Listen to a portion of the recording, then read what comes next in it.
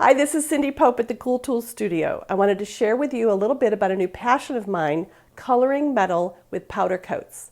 I'm going to show you what tools you need and how to powder coat on metal. I wanted to show you how to add color to metal using something called powder coats. Cool Tools is selling these by color, and they are a powder. And I wanted to show you the types of projects you can do. So I did some 3D projects with some vases that I made. You can also use inks and powder clear coat over the top.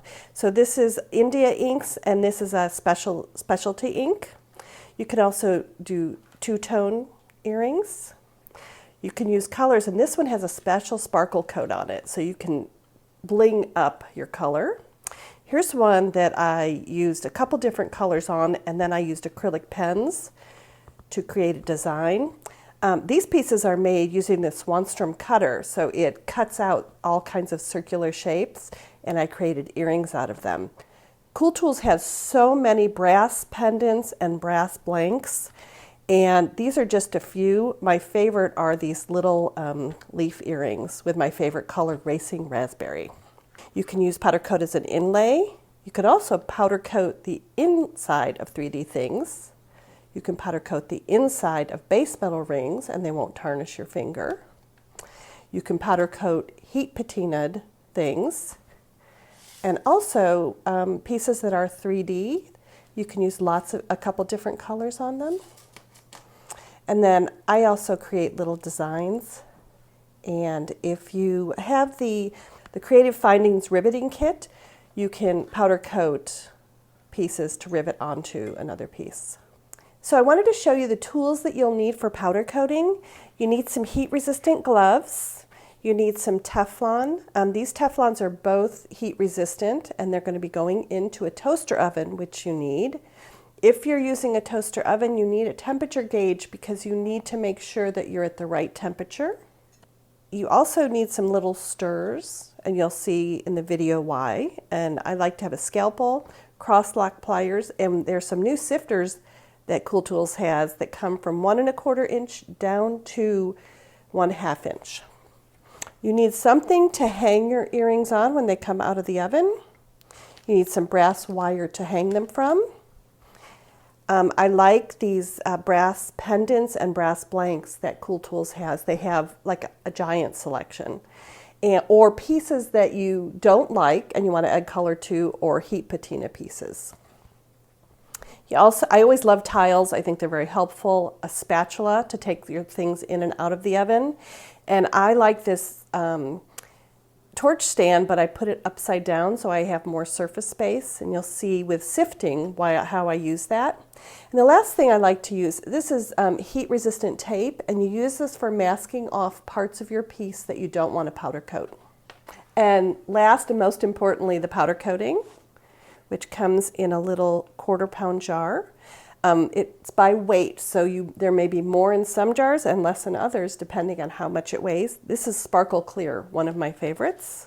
Well, the first step when you're going to be dipping, which is what we're going to do with this project, is to clean your metal. So I'm using denatured alcohol. You want to follow all the safety rules. It is a really fabulous metal cleaner.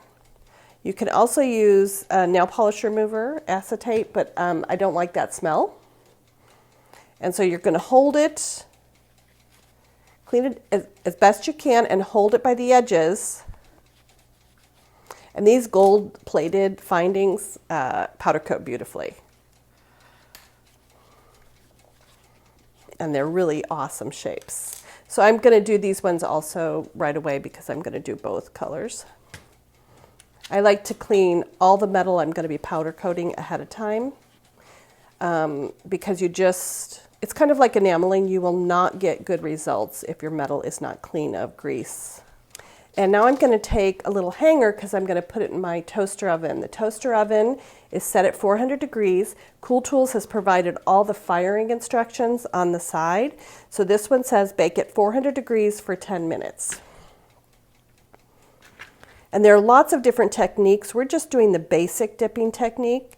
So I'm creating a hook, kind of like a Christmas tree hook, so I can hang it in the toaster oven. And the other thing I have in a toaster oven is I have a thermometer. Every toaster oven is different, and you need to know that the temperature is correct because you want to get really good results. So I'm going to put my piece on, and I'm going to try not to get it dirty while I'm doing that. You can pick it up with pliers, might be a better idea than picking it up with fingers. I also wash my hands a lot before when I'm working with this because I definitely, when I started cleaning really well, I got a lot better results. And you know, I don't like results. I'm a lazy, bad results. I'm a lazy doer, and I want it to be good. So I'm going to take these, I'm going to put them in the oven. You can also heat them with a heat gun, but I like to put them in the oven because I know they are going to be up to the right temperature in order to powder coat, because they're at the right temperature for powder coating. And I'm at 400 degrees. I checked my thermometer already. I'm going to put these in, and I'm going to give them maybe a couple minutes to heat up. I'd say 3 to 4 minutes. And every time I open the oven, I try to close it pretty quickly. And then when I take them out and powder coat them, I'm going to use either cross-lock pliers or a glove. And I'm going to use a glove. As you get older, your eyes aren't so great. So it's easier for me to grab with the glove. And with the other one, I'll show you with the cross-lock pliers. So while my pieces are heating up, I'm going to prepare the powder coat. I'm going to be using a mask because it does have very fine dust that comes up. This is a 99.3% mask. There's also respirators that are in the Cool Tools catalog. So this is Wizard Red. I'm going to open it up. And everyone is different. And you need to do something called fluffing. And this is stirring the powder coating. So all the heavier parts are mixed up with the lighter parts. Plus it makes it really fluffy so when you put your piece in, it goes in really easily. And as you start to use the different colors, they just all have a slightly different feel. Some are thicker, some are thinner. This is a transparent, so it's got a lot of clear in it. But I'm going to keep stirring until I feel like it's fluffy. So now I'm going to get my glove on, and I'm going to take one of these out fairly quickly.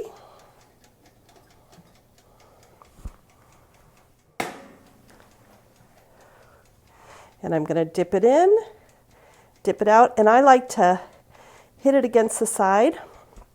And if you've got, let me get a scalpel. If you've got holes and you see a place where it joined together, you can just shave off that extra piece.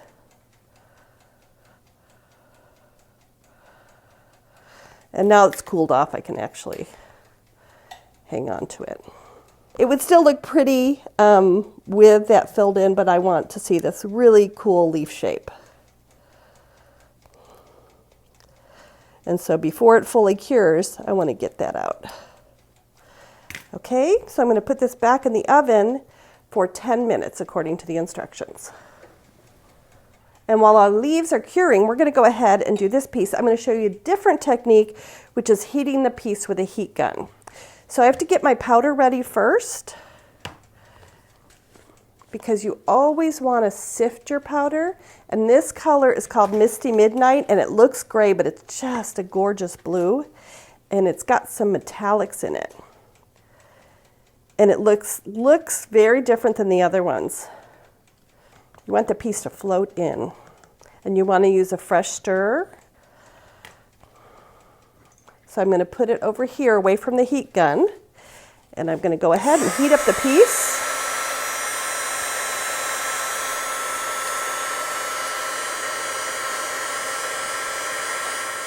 And if you're heating against a tile, it's going to heat faster. And move it around. And these are very, very hot, these heat guns, so please be careful.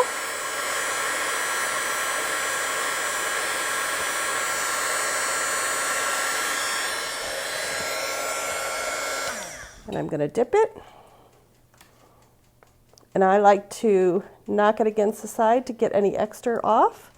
And there we go. And this color is just so, so, so pretty.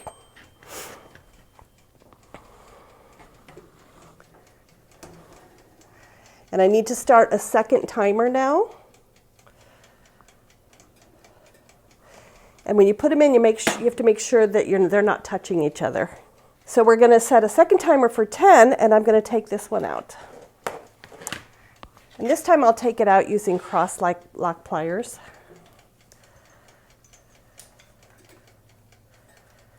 You'll figure out what works for you. I like the gloves because I also burn my hands. And you need some kind of rack to put the piece on for it to dry. It dries really, really quickly. So in about less than a minute, we'll be able to take it off.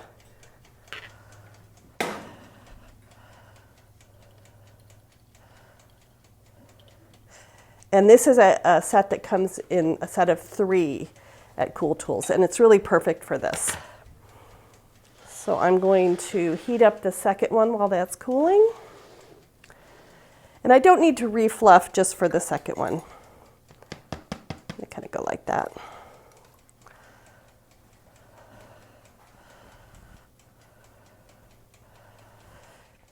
And the goal in this heating is you want to get it to at least 300 degrees. So if you preheat it in the oven, you want it to get, I'd say be in there 3 or 4 minutes. The heat gun is so hot, but if you don't get it hot enough, it will not stick.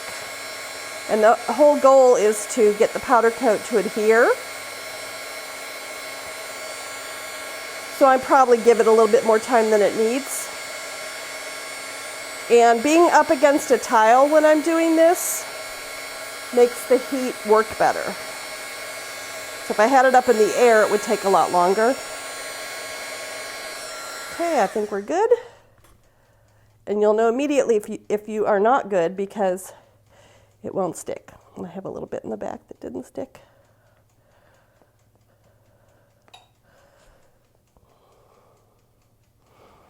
So what I'm going to do then is I'm going to heat it some more. You see the bit in the back? And while you heat it, it's going to start to cure a little bit, which is really interesting. You'll see what it's going to look like. And I probably didn't get it up close enough to the top. And you're starting to see the beautiful blue color.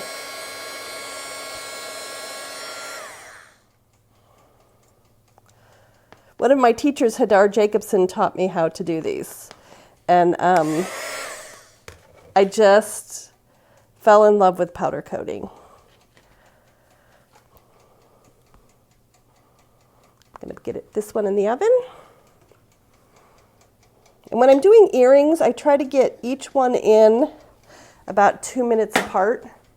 And then when the first timer goes off, I know in 2 minutes the second one will be ready. But it really doesn't hurt to go longer. What you don't want to do is you don't want to go higher in temperature. Okay, I want to talk to you about removing the wire. So the powder coating gets on the wire. So what you want to do is you want to loosen it up. And once the wire's loose and it can go back and forth, then you can cut it and pull half of it out. Oh, I could maybe pull all of it out. But you want to make sure you loosen it up because you don't want it to get stuck. Now, some blanks have very tiny holes. This is going to be a 20 gauge wire, so you want to use a smaller wire if the hole is smaller. So I've added ear wires to our finished pieces, and we have Wizard Red and Misty Midnight, and these are beautiful colors. Thank you so much for joining me at the Cool Tools Studio.